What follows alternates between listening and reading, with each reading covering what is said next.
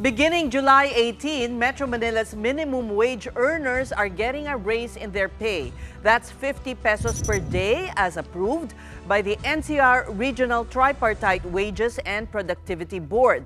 The Wage Board touts this as the highest minimum wage hike they have ever given. The adjustment brings the daily pay to 695 from 645 for workers in the non-agriculture sector. It's 658 pesos from the current 608 pesos for those in agriculture, service, and retail establishments employing 15 or fewer workers, and workers of manufacturing companies that regularly employ less than 10 workers. In total, this is an additional monthly take-home pay of 1,100 pesos for those who work 5 days a week and 1,300 pesos for those on 6-day work weeks. Around 1.2 million workers stand to benefit from this wage increase. But for several lawmakers, the wage hike is just a drop in the bucket and will not cover workers nationwide as proposed in the now-dead legislated wage hike. On day one of the 20th Congress today, the party-list arm of the Trade Union Congress of the Philippines, or TUCP, refiled the bill for a 200 peso per day increase in wages. The Makabayan bloc has also resubmitted its pitch for an increase of 1,200 pesos in the daily minimum wage. On the other hand, Ka-Manggagawa Party List moved to amend the Wage Rationalization Act, or the Republic Act 6727. This is to allow an equal minimum wage for Luzon, Visayas, and Mindanao to pave the way for the banning of contractualization. Other measures pushed at the opening of the 20th Congress were House Bill Number 1, or the Rice Industry and Consumer Empowerment Act. This aims to restore the regulatory powers of the National Food Authority on the staple to fight hoarding and surges in rice prices. There's also the refiled absolute divorce and anti-political dynasty bills, and a law that would mandate a 1,000 monthly allowance for public and private school students from kindergarten to college. And at this point, let's bring in Carlos Miguel Oñate, Legislative Officer of the Party-list arm of the Trade Union Congress of the Philippines, or TUCP. This is regarding the 200 peso daily minimum wage hike bill they have refiled in the 20th Congress. Magandang gabi po sa inyo, Congressman, and welcome to the big story. Hi, Carlo po, spokesman and legislative officer of the TUCP Party-list. Marami pong salamat sa opportunity. Good evening, Ces, Sean, and Pauline, and to all our viewers. Thank you. Well, this is short of the 200 peso legislated wage hike that is now has been filed before Congress, but at least may break naman po yung minimum wage earners natin. Tama po kayo, no? Pero the TUCP Party List just today filed once again the legislated 200 peso wage increase because we believe that our workers, hindi pwede silang tinutulak na 50 na lang kesa wala, no? May mas malaki pong pag-asa dito po sa House of Representatives. The TUCP Party List not only filed the 200 peso legislated wage increase, but we also filed a resolution calling for an inquiry, an investigation in aid of legislation on how our regional wage boards really set minimum wages, because as of now, we have over 5 million minimum wage earners who are still below the poverty line. And as you've mentioned, this NCR regional minimum wage will only cover 1.2 million minimum wage earners and not yet the entire 5 million minimum wage earners. Do you intend to look also at the work of these wage boards apart from this, legislated wage increase? Yung trabaho ng wage boards, they have not been responsive. That's correct. If you would go back, these regional wage boards were created by RA 6727, the Wage Rationalization Act, which actually outlined 10 criteria which the regional wage boards should be using in setting minimum wages. The number one criteria there is the demand for a living wage, which is enshrined in the Constitution. Yet, if you look at the latest wage order, even if balik-baliktarin mo itong wage order, ni isang mention ng living wage hindi nabanggit. We have estimate of living wage right now is 1,200. still, we have BARM with the lowest at 361, and now the new NCR minimum wage 695, which is still no way near the 1,200 living wage estimate, and which was the vision when the regional wage boards were created 36 long years ago. So, what amendments will you put in place so that the regional wage boards will be more responsive? Yes, as I mentioned, we are looking forward to actually investigating the functioning of the regional wage boards. We note, number one is that while this is tripartite in composition, you have government, employer, and then worker.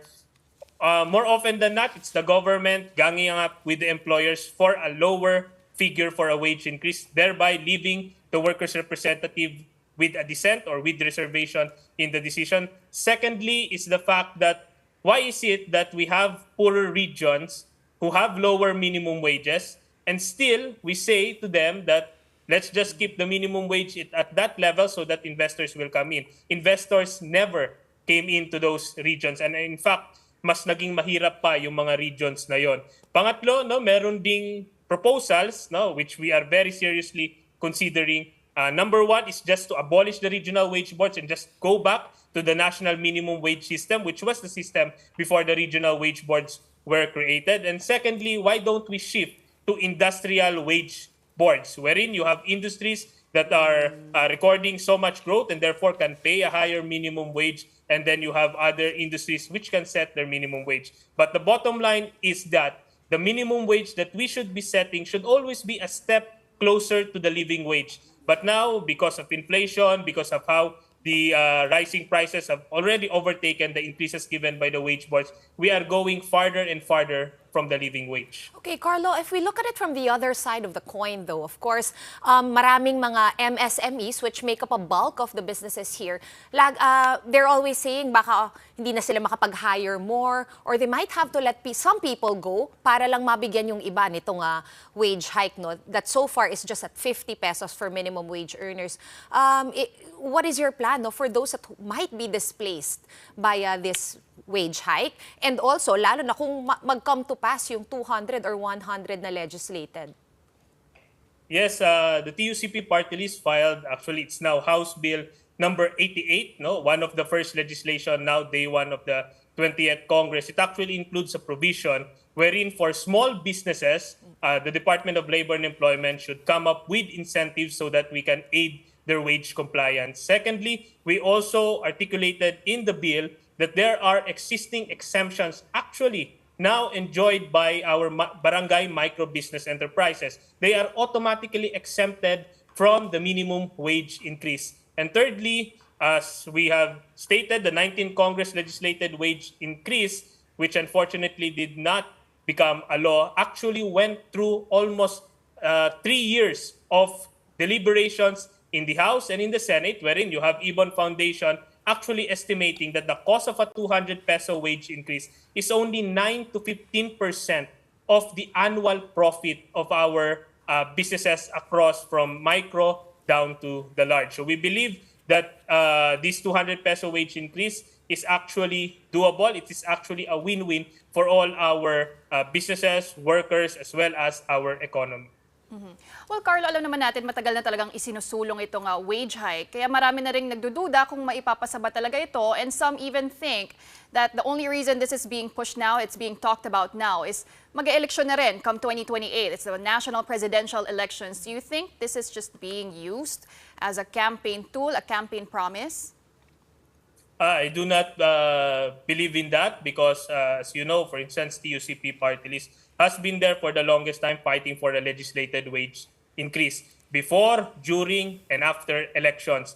What is clear to us, especially with the May 2025 Social Weather Station survey, is that it shows you that over 90% of the respondents there actually want the Senate and the House to prioritize the legislated wage increase. And that we would like to believe that the hundreds of them who voted back in the 19th Congress, both the Senate and the House, and who committed and who actually passed it in both their chambers, will once again follow through this 20th Congress. Because this is actually to prove that indeed they did not just pass the legislated wage increase for the 2025 elections then.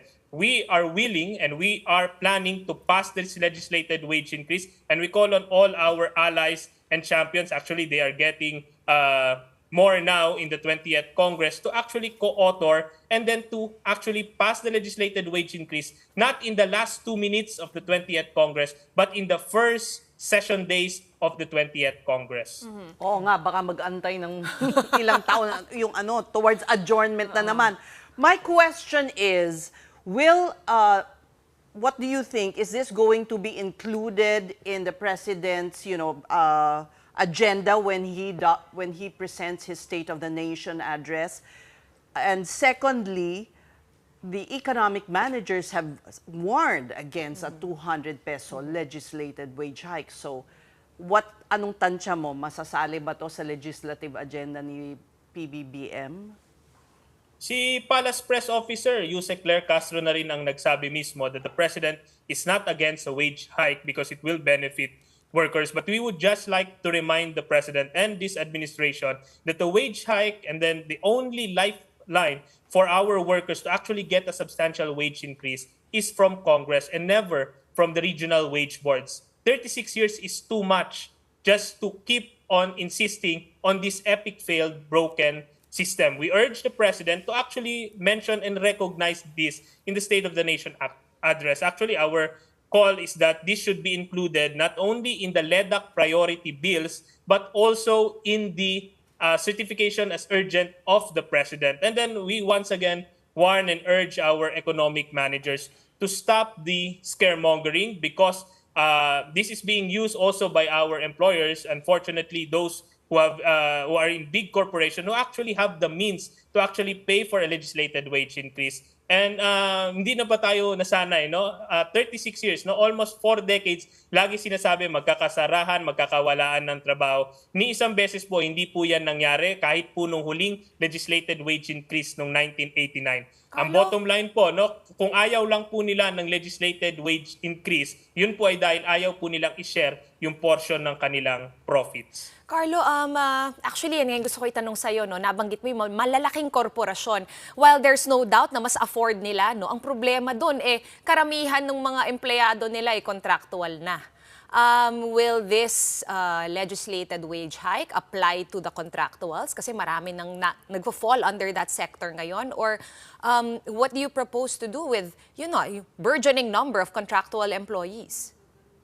Opo, no, buti na banggit din po. No? Number one, this is a minimum wage increase bill. So this means that all minimum wages across the country should be increased by 200 pesos, regardless if you are regular or contractual. Secondly, we want to address the root of the problem, which is actually rampant contractualization. So we actually, the TUCP Party-list, once again filed the security of tenure bill, which will finally prohibit labor-only contracting, which is long prohibited by the labor code. And we seek to restore regular, direct employment as the norm rather than the exception as it is today. We remember, of course, during the time of President Duterte, this was already passed by both the Senate and the House, but unfortunately vetoed. Once again, we are urging, no less than the President, to make this also his legacy, security of tenure and the legislated wage increase. Also explain the rationale of having a nationwide rate. As it stands, iba-iba nga ang minimum wage rate. Kasi iba-iba, supposedly, ang cost of living depending on where you are. So why legislate an across the board? Why one amount? Yes, the legislated wage increase is actually just the first step towards reforming the system itself. As it is now, we have BARM, which is at 361 pesos. And then you can have now next the new NCR, which is the highest, which is at 695 pesos. This is actually, for us, a product of the epic fail system of the regional wage boards. If you would remember, back in 1989, all minimum wages across the regions are all 89 pesos. So para silang nagkarera, lubusan pong naiwan yung mga regions outside of the National Capital Region. The end result is that most are still flocking to either NCR or either metropolitan areas just to get employment, and then afterwards uuwi na naman po sila. No? So it brings congestion. And second, Pero- napipigilan yung inclusive growth. But would you acknowledge that that was what led to the growth of Calabarzon, for instance? That is very hard to account whether the lower minimum wages. For instance, you mentioned Calabarzon. Calabarzon, of course, being a region, not only has one minimum wages. Actually, they even slice the areas of Calabarzon with different minimum wages. And then there are areas in Calabarzon wherein you will just take 10 steps, then NCR, it would be a whole new rate. So we believe that it is through investing in our workforce, but that through upskilling and reskilling, that is actually the driver of growth of our regions, and not necessarily paying them a lower minimum wage so that investors will come in, because investors are not after actually lower wages, but actually more competent, quality workforce. Well, Carlo, there was also that bill filed mandating sick leaves, vacation leaves, because apparently it's not under the labor code. So how feasible is it to finally mandate vacation leaves for employees? Actually, we welcome all those measures, actually institutionalizing what are the contents of collective bargaining agreements. Because as of now, unfortunately, we have only 5% of our workers who actually have a union, and then much, much lower who are covered by a collective bargaining agreement, because unfortunately the Philippines remain among the worst countries for workers according to the International Trade Union Confederation. So these bills are very important because they institutionalize what is already included in those workers that are already covered by a collective bargaining agreement. Through a legislation, we hope that this will also increase union density and the capacity of our workers to enter into collective bargaining agreements with their employers. And the enabling environment for that should be the free exercise of workers' right to organize, collectively bargain, and freedom of association. And Carlo, balikan ko lang yung contractualization, because one of the reasons why it's so rampant is also because of manpower agencies. What should be done about these agencies? Should they be regulated? Nabanggit mo nga yung security of tenure ang mahalaga to push for employees, workers to have that security. But what about these manpower agencies?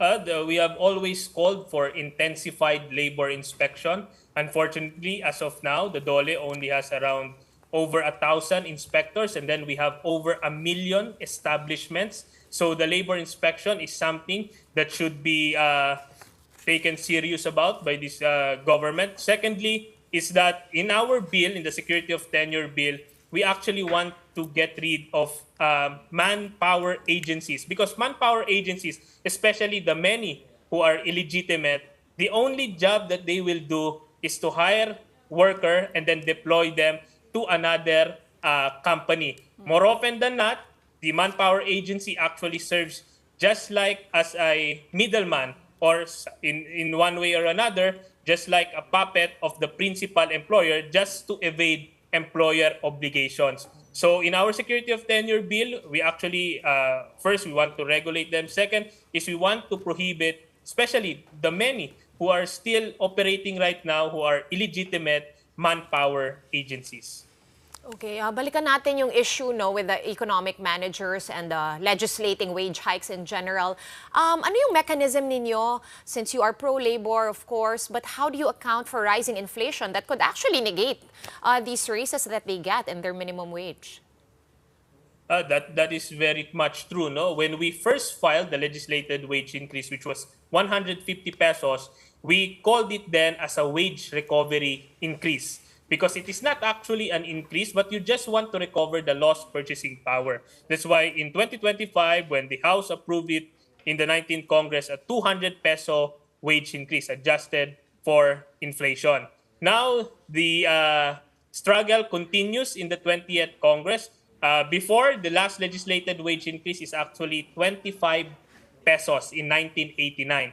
The value of the 25 pesos now is already 170 pesos. So we believe that the 200 pesos legislated wage increase can recover the lost purchasing power, which is we are talking about in terms of real wages. And second, that it can be done and it can be absorbed by our economy, especially now that we have relatively lower inflation compared to 4 decades ago.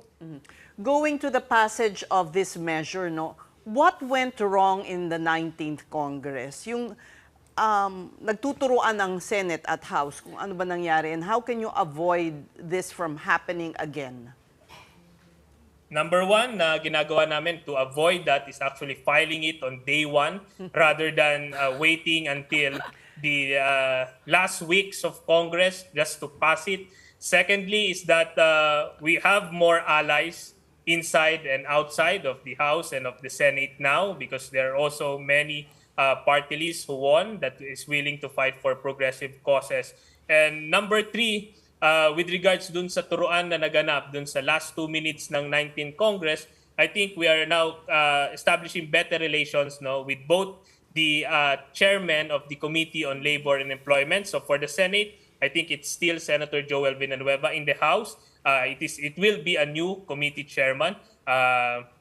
In the House of Representatives, new chairman of the Committee on Labor and Employment. Naghihintay pa rin po kami, kasi magkaka-election pa lamang niyan after ng SONA. So we hope that we can have a more proactive, more close relationship between the chairmen of the Committee on Labor and Employment of both the Senate and the House, so that we can immediately come up with a BICAM and not let this historic moment slip. Who's your ideal chairman, Carlo?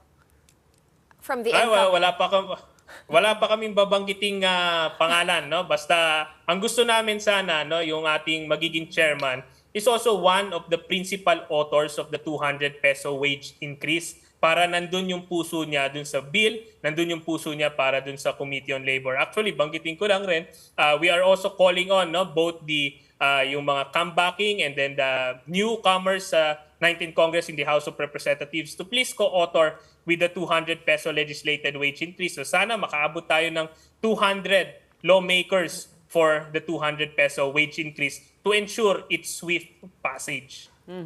I couldn't help but notice number 88, tama? Yes po, ma'am. Yes po, So ma'am. naniniwala kayo sa 88. feng shui? Ganun ba? Talagang inabangan nyo yung 88 na yon?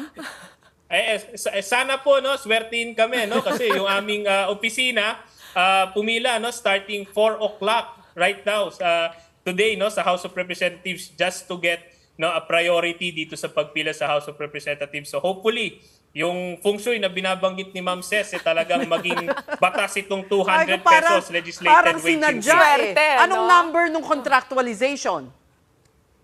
Yung security of tenure, ma'am, medyo dulo Medyo dulo kasi mas may iba pang nakapila. Quick clarification lang, Carlo. Since nagsalita na nga yung wage board, with the 50 pesos, at least alam naman natin na hindi siya across the board. Pero bukod pa ito sa usapan ng legislated wage hike. So kung ano man yung numero or yung amount na ilalagay ninyo sa 20th Congress na bill, bukod pa to dun sa 50.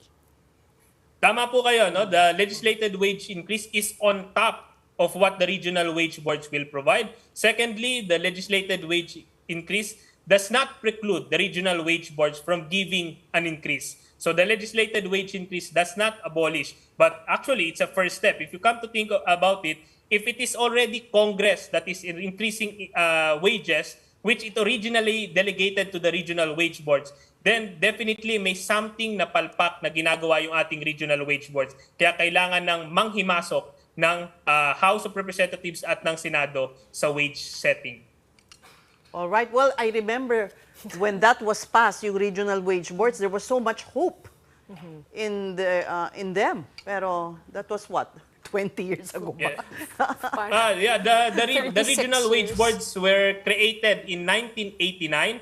Actually, kaya good news sa maraming workers yon, kasi dinikit yung 25 pesos na legislated wage increase. Then dinikit na it would be the legislated wage increase from Congress, provided that the regional wage boards will be established. Unfortunately, as everyone, both layman and our experts will say, it led to the stagnation of minimum wages. If you would look at real wage terms, the current minimum wages, some of them in regions with lower minimum wages are even far below its purchasing power compared way back in 1989. All right, we thank you for joining us. Carlo Oñate, Legislative Officer and Spokesperson of the TUCP Party-list.